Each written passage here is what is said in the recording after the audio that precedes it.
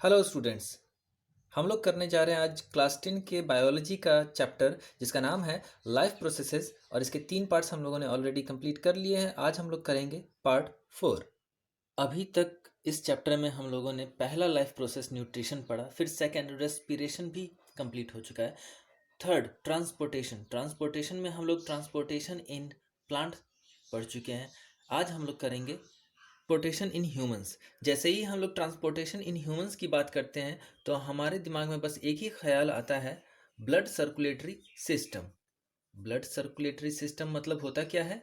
तो इसका मतलब ये है कि हमारे बॉडी के अंदर कौन कौन सी चीज़ें एक जगह से दूसरे जगह जाती है, और अगर जाती है तो वो लेके जाता कौन है, और उसमें कौन कौन से हमारे ऑर्गन्स या हमारे बॉडी के पार्ट्स हेल्पफुल हैं। तो अगर हम लोग ब्लड सर्कुलेटरी सिस्टम की बात करें तो इसमें 3 चीज़ें आती है। सबसे पहला हो गया ब्लड,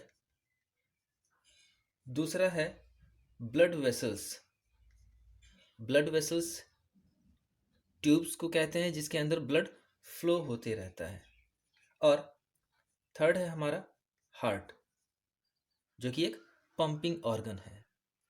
शुरू करते हैं ब्लड से। जैसा कि हम लोग ब्लड के बारे में जानते हैं, ब्लड को 2 हिस्सों में डिवाइड किया गया है। पहला है लिक्विड पार्ट, यानी कि पहले हिस्से हिस्से को हम लोग बोलते हैं लिक्विड पार्ट, और दूसरे हिस्से को हम लोग बोलते हैं सॉलिड पार्ट्स। लिक्विड पार्ट की बात करें तो हमारा ब्लड जो लिक्विड से बना हुआ है उसको हम लोग बोलते हैं प्लाज्मा। और सॉलिड की बात करें तो सॉलिड में फिर इसको डिवाइड किया गया है आरबीसी, डब्ल्यूबीसी, और तीसरे नंबर पे आता है प्लेटलेट्स। अब इन सब के बारे में हम लोग एक ब्रीफ इंफॉर्मेशन लेंगे। जैसा कि प्लाज्मा के बारे में हम लोग जानते हैं कि ये लिक्विड पार्ट है और ये येलो इन कलर है। ये एक ऐसा फ्लूइड है जिसके अंदर ये सारे के सारे सॉलिड पार्ट्स फ्लो करते रहते हैं। तो चलो, ये तो हो गया प्लाज्मा की बात। अब हम लोग चलते हैं इसके सॉलिड पार्ट्स, जिसमें पहला है आरबीसी, जिसका पूरा नाम रेड ब्लड सेल है। और ये रेड ब्लड सेल नाम क्यों पड़ा?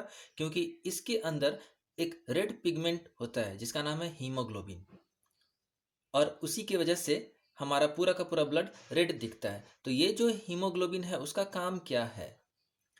हीमोग्लोबिन का काम है ऑक्सीजन को बाइंड करके हमारे बॉडी के हर सेल तक पहुंचाना। जैसे ही हीमोग्लोबिन ऑक्सीजन को कैरी करता है तो वो कहलाता है ऑक्सी हीमोग्लोबिन, और जब वो सेल तक ऑक्सीजन पहुंचा देता है और उसके बाद जब वहां से CO2 लेके वापस आता है तब कहलाता है वो डीऑक्सी हीमोग्लोबिन। तो इस आरबीसी का काम है हमारे लंग्स से ऑक्सीजन को लेके बॉडी के हर सेल तक पहुंचाना, और हर सेल से CO2 लेके वापस लंग्स तक पहुंचा देना। ये आरबीसी बनता कहाँ है? तो ये बनता है हमारे बोन मैरो में।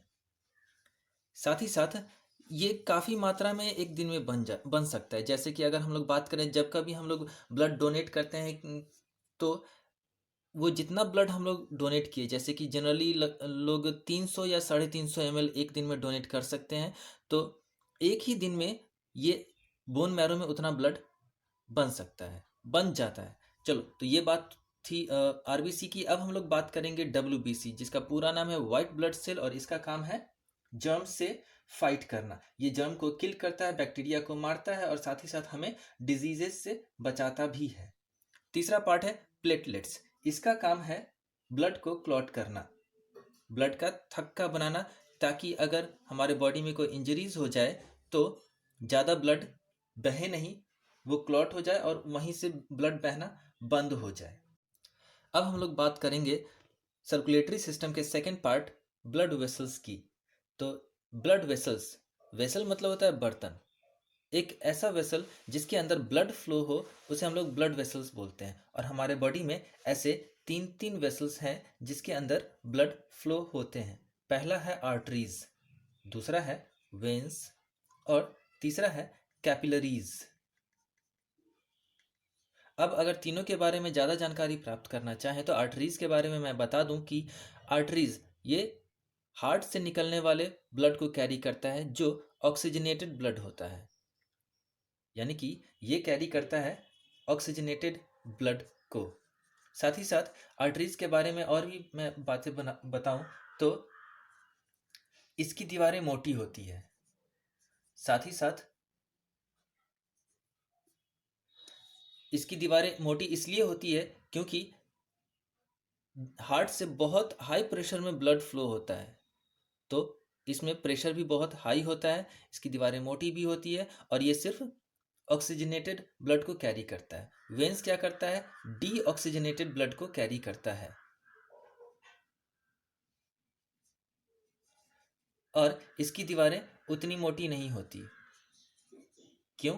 क्योंकि इसमें लो प्रेशर से ब्लड फ्लो होता है। और तीसरा, कैपिलरीज। कैपिलरीज एक तरह का ब्लड वेसल ही है, लेकिन ये बहुत ही फाइन है। फाइन कहने का मतलब महीन। कितना महीन? तो इंसानों के बाल जितने मोटे होते हैं उतना ही मोटा ये कैपिलरी होता है और उसी के अंदर ब्लड फ्लो होता है। और ये कैपिलरी हमारे बॉडी के हर हिस्सों तक पहुंचते हैं और हर सेल तक ये ब्लड पहुंचाने का काम करता है। इसके अलावा जब ये ब्लड पहुंचाता है तो वहीं से वापस ब्लड आता भी है कैपिलरीज में ही, और कैपिलरीज वापस वेन में, और वेन सीधे हमारे हार्ट से जुड़ा हुआ होता है। तो एक तरह से ये सर्कुलेशन करते रहता है हमेशा। हार्ट जो कि हमारा एक सेंट्रल पंपिंग ऑर्गन है, एक ऐसा पंपिंग ऑर्गन जो कभी नहीं रुकता, ये हमेशा ब्लड को पंप करते रहता है ताकि ब्लड के द्वारा हमारे शरीर के हर सेल तक वो जरूरी चीज़ें पहुंचाई जा सके जिससे कि वो सेल जीवित रह सकता है। तो ये सिर्फ इंसानों में ही नहीं बल्कि ये लगभग हर लिविंग ऑर्गेनिज्म, जैसे कि अगर हम लोग बड़े बड़े कॉम्प्लेक्स जीव की बात करें, कॉम्प्लेक्स ऑर्गेनिज्म में, तो उसमें हार्ट्स होते हैं। जैसे कि अगर हम लोग बात करें इंसानों की, तो इंसानों में जो हार्ट होता है उसमें 4 चैम्बर्स होता है, और वो चारों चैम्बर्स के नाम भी है, लेफ्ट एट्रियम, राइट एट्रियम, और साथ ही साथ लेफ्ट वेंट्रिकल और राइट वेंट्रिकल। इसके अलावा अगर हम लोग इंसानों की ही बात करें तो हार्ट एक मिनट में लगभग 70 बार, या यूं कहो कि 72 बार, 72 टाइम्स पंप करता है। हमारे बॉडी में ये 4 चैम्बर के होते हैं। तो 4 चैम्बर्स वाले हार्ट क्या सिर्फ इंसानों में होते हैं? नहीं, जानवरों में भी होते हैं और साथ ही साथ बर्ड्स में भी होते हैं ये 4 चैम्बर वाले हार्ट, बर्ड्स एंड एनिमल्स भी। तो बाकी सब में क्या 4 चैम्बर्स वाले हार्ट्स नहीं होते? नहीं, कई सारे ऐसे भी ऑर्गेनिज्म हैं जिसमें सिर्फ 3 चैम्बर्स वाले ही हार्ट होते हैं। तो कौन कौन है इसमें? तो हम लोग बात करें एम्फीबियन की। एम्फीबियन किसको बोलते हैं? जो पानी और जमीन दोनों पे रहते हैं, जैसे कि फ्रॉग, या इसके अलावा रेंगने वाले जानवर, जैसे कि बात करें लिजार्ड। लिजार्ड, इन दोनों में 3-3 चैम्बर्स वाले हार्ट होते हैं, और 2 चैम्बर्स वाले भी हार्ट होते हैं। तो ये किस किस में होता है? तो जितने भी एक्वेटिक हैं, जैसे कि फिशेस, लगभग सारी मछलियों में 2 चैम्बर्स वाले हार्ट होते हैं। अब हम लोग बात करते हैं अपने फोर्थ लाइफ प्रोसेस जिसका नाम है एक्सक्रीशन की। एक्सक्रीशन, अगर इसको हम डिफाइन करना चाहें तो हमारे बॉडी में जितने भी वेस्ट बनते हैं उसको रिलीज करना या उसको रिमूव करना हमारे बॉडी से एक्सक्रीशन कहलाता है। तो क्या ये सिर्फ हमारे बॉडी से रिलीज होता है या दूसरे ऑर्गेनिज्म की? या फिर अगर हम लोग बात करें एनिमल्स या फिर बर्ड्स, चलो एनिमल्स और बर्ड्स के बारे में तो हम लोग देखते ही भी हैं कि ये एक्सक्रीट करते हैं, क्या प्लांट्स भी करते हैं? तो हाँ, प्लांट्स भी करते हैं। यानी कि चलो अगर हम लोग बात करें पहले एक्सक्रीशन में प्लांट्स की, तो प्लांट्स भी एक्सक्रीट करते हैं, लेकिन कैसे? किसी ने तो देखा नहीं होगा कि प्लांट एक्सक्रीट भी करते हैं। तो मैं बता दूं कि प्लांट कैसे एक्सक्रीट करते हैं। रेस्पिरेशन के द्वारा। रेस्पिरेशन के द्वारा वो क्या करते हैं? वो वाटर वेपर रिलीज करते हैं अपने लीव्स के स्टोमेटा से। वाटर वेपर के अलावा ये ऑक्सीजन भी रिलीज करते हैं स्टोमेटा से। कब? फोटोसिंथेसिस के दौरान। और साथ ही साथ पहला तो हो गया वाटर, दूसरा हो गया ऑक्सीजन, तीसरा वो CO2 भी रिलीज करते हैं। CO2 वो भी स्टोमेटा से। लेकिन CO2 CO2 तो वो फोटोसिंथेसिस में यूज कर लेता है। हाँ, वो फोटोसिंथेसिस में यूज कर लेता है CO2 को, लेकिन सिर्फ दिन के समय। रात के समय वो CO2 को यूज नहीं कर पाता है और रात के ही समय वो CO2 को रिलीज करता है। तो अगर हम लोग बात करें प्लांट के एक्सक्रीशन की, तो वाटर, ऑक्सीजन और CO2, तो ये तो सिर्फ गैस और लिक्विड, और असल में ये वाटर लिक्विड में भी नहीं, ये तो वेपर के फॉर्म में निकलता है, तो ये तीनों के तीनों तो गैस है। तो क्या सिर्फ गैसियस चीज़ें ही एक्सक्रीट करता है प्लांट? क्या सॉलिड वेस्ट नहीं करता? वो सॉलिड वेस्ट भी करता है। अब वो सॉलिड वेस्ट में क्या क्या करेगा और कैसे करेगा? तो वो सॉलिड वेस्ट को स्टोर कर देता है अपने लीव्स में। इसके अलावा बार्क में, बार्क जिसको हम लोग छाल बोलते हैं, पेड़ की छाल, या इसके अलावा फ्रूट्स में, जैसे ही फल पक जाते हैं तो वो गिर जाता है पेड़ से, और गिरने के बाद इसके अंदर जो भी वेस्ट है, मतलब प्लांट के लिए जो वेस्ट था, वो प्लांट से दूर चला गया। साथ ही साथ बार्क, पेड़ की छाल भी काफ़ी पुरानी हो जाने पर छाल उसमें से निकल अलग हो जाता है, या फिर पत्ते भी हमेशा टूट कर गिरते रहते हैं। तो जब भी पत्ते टूट के गिरे, इसका मतलब कि पेड़ से एक्सक्रीशन हुआ, कुछ सॉलिड वेस्ट का एक्सक्रीशन। तो ये तो बात था प्लांट के एक्सक्रीशन की। अब हम लोग बात करेंगे एक्सक्रीशन इन ह्यूमंस। जैसा कि अभी हम लोगों ने पढ़ा था एक्सक्रीशन के बारे में कि removal of waste from body, removal of waste from body is called excretion. तो अगर हम अपने यानी कि इंसानों की बात करें, तो हमारे बॉडी में ऐसे कौन कौन से प्रोडक्ट हैं, यानी कि हम लोग प्रोडक्ट्स में भी मेजर प्रोडक्ट की बात करेंगे, मेजर वेस्ट प्रोडक्ट्स। तो मेजर वेस्ट प्रोडक्ट की बात करें तो इसमें सबसे पहला आता है carbon dioxide.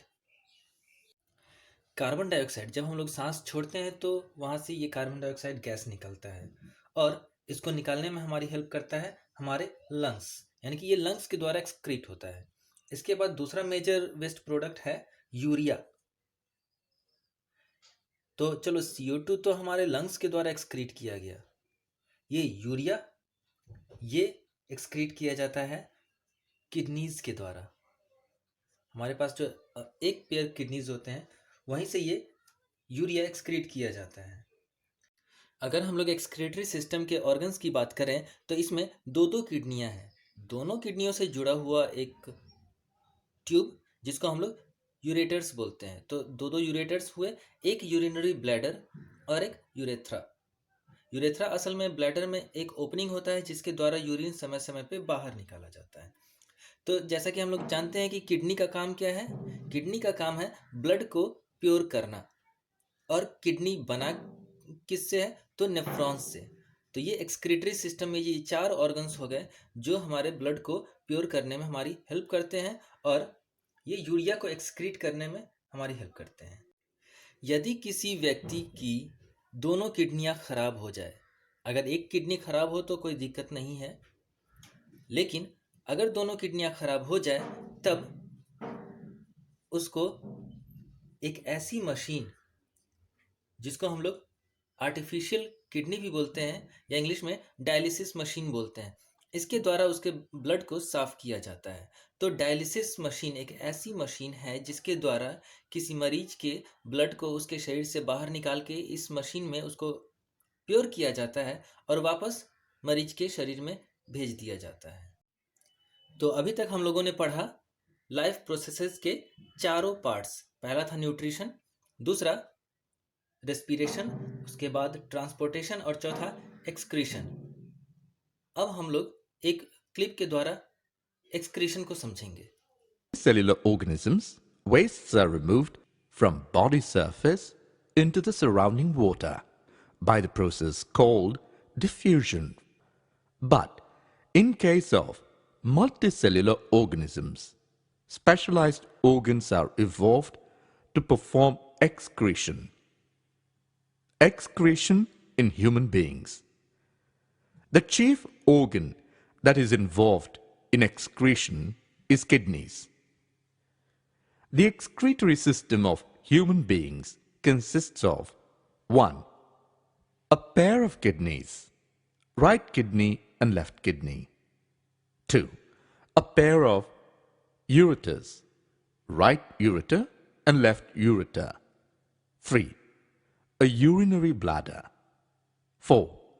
A urethra. Kidneys are located in the abdomen on either side of the backbone. Kidney is a basic filtration unit. It consists of very thin-walled blood capillaries. Each capillary cluster is associated with cup-shaped end of a tube that collects filtered urine. Each kidney has large number of filtration units called nephrons packed close together. The waste products are nitrogenous wastes that are collected from the blood in the form of urine. The produced urine passes through ureters into urinary bladder. The urine is stored in the urinary bladder and the urine is released to outside through urethra. Now, let us learn how urine is produced. The process of urine formation takes place in 3 steps. 1. Filtration. 2. Reabsorption. 3. Secretion. Filtration. The nitrogenous wastes, such as urea, uric acid, are removed from blood in the kidneys. The process of urine formation takes place in nephron. Reabsorption. Some substances like glucose, amino acids, salts, and major water, which are filtered along with nitrogenous waste, are reabsorbed. The amount of water reabsorbed depends on excess water and dissolved waste along with wastes. Secretion. Reabsorbed components of wastes are secreted into the blood when the urine flows through the tubular part of nephron in the kidney. Mechanism of urination. The urine formed in kidney enters into a lung tube called ureter. The one end of the ureter is connected to kidney and the other end is connected to urinary bladder. Urine is stored in the urinary bladder until the pressure of urinary bladder leads to urge to pass urine. When it reaches the pressure to urge to pass it, urine passes out through urethra. How can we hold urine until it reaches to the urge to pass urine? As the urinary bladder is muscular and it is under the control of nervous system, we can usually control to urge to urinate. The process of passing out urine is called as urination.